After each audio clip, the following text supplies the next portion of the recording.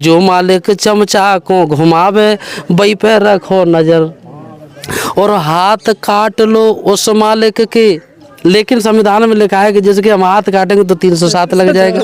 लेकिन बाबा साहब ने क्या दिया है कि हाथ काट लो उस मालिक के, बूट का चाकू कर चमचा, कि चमचा फिर जाएगो गिर, चमचा कब हूँ। ये चार है सील हैं, उनको ये दुश्मन समझते हैं। ये सोचते हैं कि जो 5 सीलें हैं वो बहुत बड़ी हमारे लिए काल है, ये उसको काल समझ करके पीछे हट रहे हैं।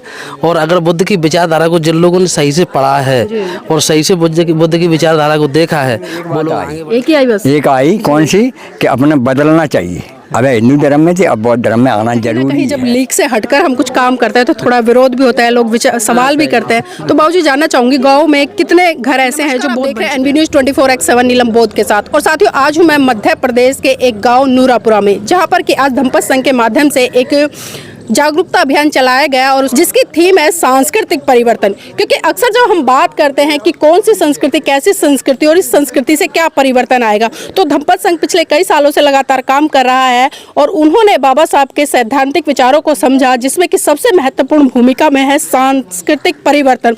और उसी की मुहिम थी आज यहाँ पर आने की, क्योंकि लगातार हम लोग गाँव-गाँव जा रहे हैं, लोगों को इन्वाइट कर रहे हैं। और यहाँ पर आज तमाम आप देख सकते हैं मेरे साथ में बहन, बेटियाँ, महिलाएं हैं। और पीछे भी एक बार मैं चाहूंगी कैमरामैन से घुमाकर दिखा दे।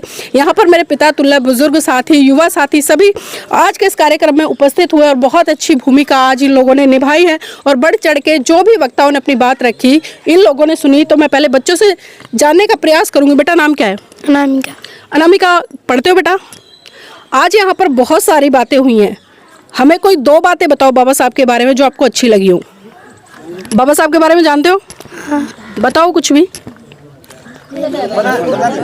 चलिए, अभी बच्चे थोड़ा संकोच कर। बेटा आपका नाम क्या है? निशा। निशा। निशा, बाबा साहब के बारे में कोई 2 बातें बताइए। बाबा साहब ने बहुत ही अच्छी बातें सिखाई हैं हमें, जो आज देश के लिए अच्छे काम करने चाहिए, देश के संस्कारों को मानना चाहिए, जो बाबा साहब ने हमें बताया। भारत का संविधान किसने लिखा था? डॉक्टर भीमराव अम्बेडकर जी ने। तो उस संविधान में जो संविधान लिखा बाबा साहब ने, आपको क्या लाभ है उस संविधान से? हमें पढ़ाई के लिए शिक्षा दी गई है। हेजिटेशन फील कर रहे हैं, देखिए बच्चे है, क्योंकि बड़े बड़े लोगों को मैंने देखा है जब कैमरा फेस करते हैं तो थोड़ा नर्वस हो जाते हैं। बेटा आपका नाम क्या है? मेरा नाम कुमारी शेल बौद्ध है और मैं ग्राम नूरमपुरा से हूँ। और मैं बाबा साहब के बारे में कुछ बोलना चाहती हूँ, क्योंकि जो हमारे डॉक्टर भीमराव अम्बेडकर हैं, उन्होंने हमें यहाँ पर खड़े होने के लिए एक मतलब सहमति दी है उन्होंने, क्योंकि आज तक हम यहाँ तक नहीं पहुँच पाते अगर बाबा साहब ने ये सब हमारे लिए बहुत कुछ किया है। और बस चलिए, इतना ही जानते हैं। अच्छा, मैं जानना चाहूँगी, अभी आपने अपने नाम के पीछे बौद्ध लगाया, तो बौद्ध लोग होते हैं, उनकी क्या विशेषता होती है अन्य लोगों से? मतलब अन्य लोगों से ये रहता है कि थोड़ा अजीब, मतलब अलग सोच होती है थोड़ी। और अलग सोच? किस तरह की सोच? किसी से मतलब ज़्यादा लड़ाई झगड़ा नहीं करना और किसी की चुगली उगली नहीं करना चाहिए, और बस किसी से गाली गलौज नहीं करना चाहिए। चलिए, मतलब आज ही सीखा है वही बता रहे हैं, ठीक है, कोई बात नहीं। बेटा नाम क्या आपका? पूजा। आप पूजा क्या करते हो? मैं पढ़ रही हूँ अभी। तो पढ़ाई कर रहे हो? कौन सी कक्षा में पढ़ रहे हो? वैसे तो मैं अभी एमए कर रही हूँ। एमए कर रहे हो, वेरी गुड। तो मैं जानना चाहूँगी बाबा साहब की कोई 5 बातें बताएं जो आपके जीवन में बहुत ही महत्वपूर्ण हैं। बाबा साहब हमारे समाज के लिए एक समाज सुधारक थे। उन्होंने भारत का संविधान बनाया था और सभी को एक समान अधिकार दिए थे। जैसे पहले हम ऐसा कुछ भी नहीं था, पढ़ने का भी अधिकार नहीं था, रहने का, खाने पीने कुछ भी नहीं था, ऐसा सब हमको उन्हीं की वजह से मिला है। तो क्या लगता है अगर बाबा साहब इस देश का संविधान नहीं लिखते तो आज जो आप एमए कर रहे हैं वो कर पाते? नहीं कर पाते। तो देखिए, बहुत सही कहा है। और जो लोग समझते हैं, मेरे कड़ी में छोटे छोटे बच्चे मेरे साथ में। बेटा नाम क्या है? काजल। किस लिए आए थे यहाँ पर? यहाँ किस लिए आए थे? कुछ कार्यक्रम हुआ था ना आज? हाँ। किसका कार्यक्रम था बेटा? अम्बेडकर। बाबा साहब अम्बेडकर का। चलिए, देखिए छोटे बच्चे हैं, जितना समझते हैं। मेरे साथ में माता जी। नाम क्या आपका? मेरा नाम मुन्नी। मुन्नी जी, अच्छा, अभी यहाँ पर बहुत सारे लोगों ने बात की है, तो जानना चाहूँगी घर में बेटे हैं? है। शादीशुदा हैं? हाँ बहुएं हैं? हाँ। घूंघट करवाते हो? नहीं करवाते। नहीं करवाते। चलिए ताली बजा दीजिए इनके लिए, अगर सच बोल रहे हैं तो। हाँ सच बोल रही बहुएं कहाँ हैं आपकी? आपकी बहुएं खाना बना रही है। पर ये गलती करी आपने, आज इतना महत्वपूर्ण कार्यक्रम था तो घर की बहुओं को लेकर आना चाहिए था। हाँ अगली बार लाएंगे? लाएंगे। चलिए बहुत बहुत साधुवाद। आपका नाम क्या है? हमारा बेटी भाई नीली साड़ी पहन कर आए हो हैं? ले ली तो रखी थी अच्छा रखी थी इसलिए पहना है। चलिए बहुत अच्छी बात है। अच्छा ये बताइए, अगर बाबा साहब संविधान नहीं लिखते और जो अधिकार महिलाओं को मिले हैं वो नहीं मिलते तो क्या आज आप यहाँ पर खड़ी होती? नहीं खड़ी होती, बाबा साहब के संविधान से खड़े यहाँ। बाबा साहब के संविधान से खड़े हैं। हाँ। तो आज अच्छा लगता है इस तरह से पुरुषों के बीच में बोलते हैं, बात रखते हैं? हाँ अच्छा लगता। बच्चे हैं घर में? हाँ हाँ 4 लड़की 1 लड़का। पढ़ाई कर रहे हैं? 3 लड़की शादी हो गई, 1 लड़की पढ़ाई कर रही ग्वालियर है। जी हाँ। अच्छा हिंदू धर्म से है, बौद्ध धर्म को मानते हैं? अब मानते हैं बौद्ध धर्म को हैं। अब जैसे बता नहीं रही कि संकोचित है आदमी, लिखने में संकोचित है यहाँ। और वैसे मानते हमारी लड़की मानते, छोटी वाली लड़की पढ़ाई कर रही है, बौद्ध बाबा साहब को मानते, उसको मानना है। तुम बता रही ऐसे कि हम खड़ी हो को मानना है, उसको बात करने का होती तो आती जहाँ ग्वालियर है। जी तो देखिए लाज करवा जी हमारे भी बैठे हैं, मुख्य आदमी भी है। जी जी बहुत अच्छे। तो देखिए बोल रहे हैं कि हम बौद्ध धर्म को फॉलो करते हैं, लेकिन बोलने में इस तरह से थोड़ा हेजिटेशन फील करते हैं। माता जी नाम क्या है? नारायणी।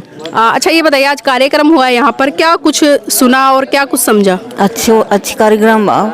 अच्छा कार्यक्रम था। अच्छा भाव जी चलिए अच्छा कार्यक्रम था। मैं अब थोड़ा सा पुरुषों से जुड़ लेती हूँ, क्योंकि हम देखते हैं कि जितने भी सामाजिक राजनीतिक धार्मिक कार्यक्रम होते हैं वहाँ पर पुरुष बहुत चढ़कर भूमिका निभाते हैं, महिलाएं तो फिर भी बहुत कम जाती हैं। आदरणीय जी आपका नाम क्या है?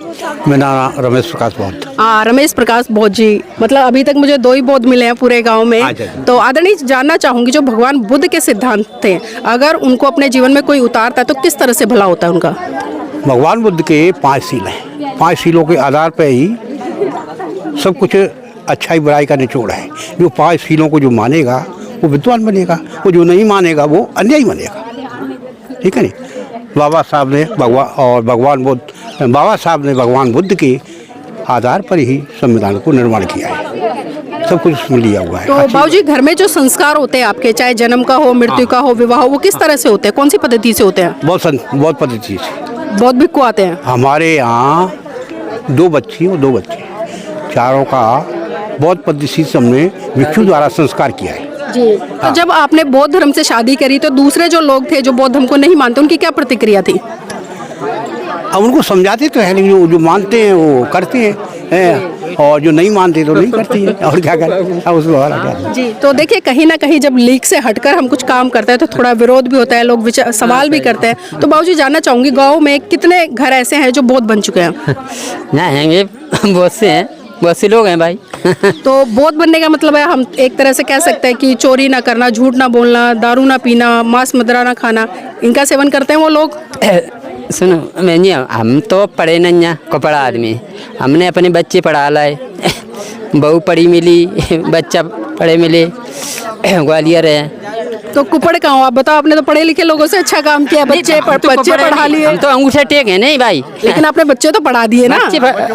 बच्चे पढ़ा लिए। जी चलिए बहुत अच्छी बात है। मेरे इस कड़ी में बाबूजी भी है, सबसे बुजुर्ग लग रहे हैं मुझे। बाबूजी नाम बताइए अपना। मेरा नाम है सीताराम। हाँ सीताराम, सीताराम समझ गए। अच्छा बाबूजी, आज यहाँ पर कुछ विचार विमर्श हुआ है, बहुत सारी बातें हुई हैं, तो कुछ 2-4 बातें बताएं जिससे कि हमारे बच्चे सुधर जाएं। नहीं, हमारे सामने में एक बात आई। एक ही आई बस? एक आई, कौन सी? कि अपने बदलना चाहिए। अब हिंदू धर्म में थे, अब बौद्ध धर्म में आना जरूरी है। ये हमारे सामने आ रही, और हमें कम कानून से कम सुन पड़ते। आपकी बात आधी सुनी पड़ी, आधी नहीं सुनी पड़ी। देखा, मैं आई तो सुना दी ना।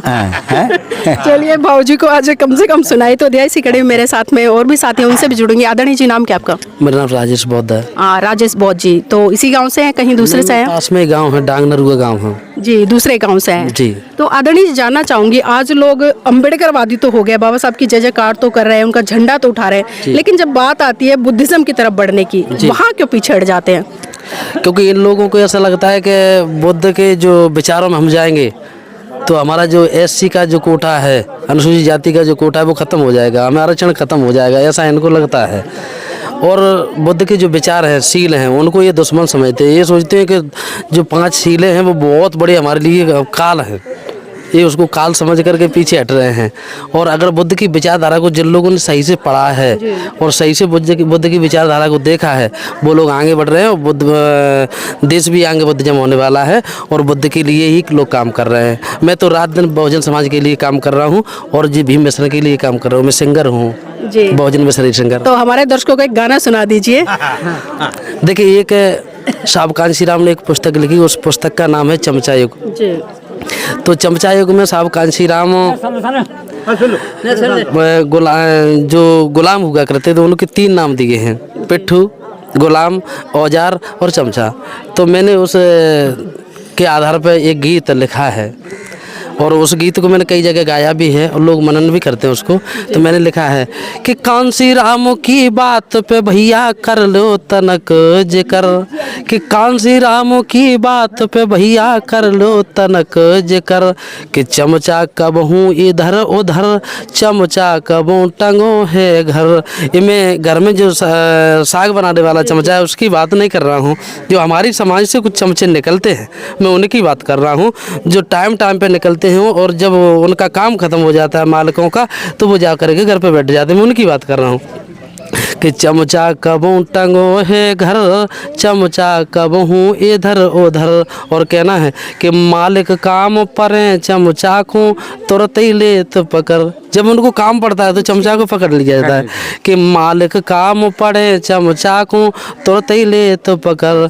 और काम काढ़ के बाद चमचा को धोए के देते धर चमचा, कि चमचा कबहूँ इधर उधर, चमचा कबहूँ टंगो है घर। और कहना है कि जो अगली कड़ी में कहा है कि जो लोग चमचा को घुमाते हैं हमें उन पर नज़र रखना चाहिए।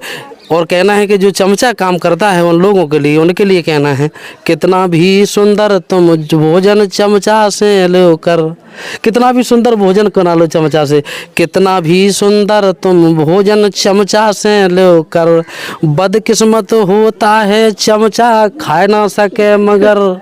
चमचा ना तो खुद खा पाता है और जब वो खुद नहीं खा सकता है तो फिर समाज को क्या खिलाएगा। कि बदकिस्मत होता है चमचा खा ना के मगर चमचा, कि चमचा कब हूँ इधर उधर, चमचा कब टंगो है घर। आखिरी लाइन है मेरे बहुजन समाज के लिए है और उस पर गौर भी करना चाहिए कि जो मालिक चमचा को घुमावे बई पे रखो नज़र। हमें चमचा पे गौर नहीं करना है चमचा क्या कर रहा है, हमें घुमाने वाले पे नज़र करना चाहिए। कि जो मालिक चमचा को घुमावे बई पे रखो नज़र, और हाथ काट लो उस मालिक के। लेकिन संविधान में लिखा है कि जैसे कि हम हाथ काटेंगे तो 307 लग जाएगा। लेकिन बाबा साहब ने क्या दिया है कि हाथ काट लो उस मालिक के, वोट का चाकू कर चमचा, कि चमचा फिर जाएगो गिर, चमचा कब हूँ इधर उधर, चमचा कब टंगो है घर, चमचा कब हूँ इधर उधर। जय भीम, जय भारत। बहुत बहुत धन्यवाद भाई साहब आपका, बहुत ही खूबसूरत अंदाज में। और जो साहब मान्यवर काशीराम जी बात करते हैं, एक पुस्तक भी लिखते हैं चमचा युग की, और उस चमचे को बहुत अच्छी तरह से डिफाइन करने का काम किया है भाई साहब ने। अब ज़रूरत इस बहुजन समाज के लोगों को उस चमचे को पहचानने की, समझने की और समय पर उस हाथ पर वार करने की जिसके हाथ में वो चमचा है, और जिसने समझ लिया उसका उद्धार हो जाएगा। वरना तो इन चमचों के चक्कर में आप चमचे बनकर खुद घूमते रह जाओगे। तो साथियों मैं चाहूँगी इस वीडियो को लाइक करें, शेयर करें और कमेंट करके बताएं कि जो आज की महत्वपूर्ण चर्चा है वो आपको कैसी लगी। बंद कर दें।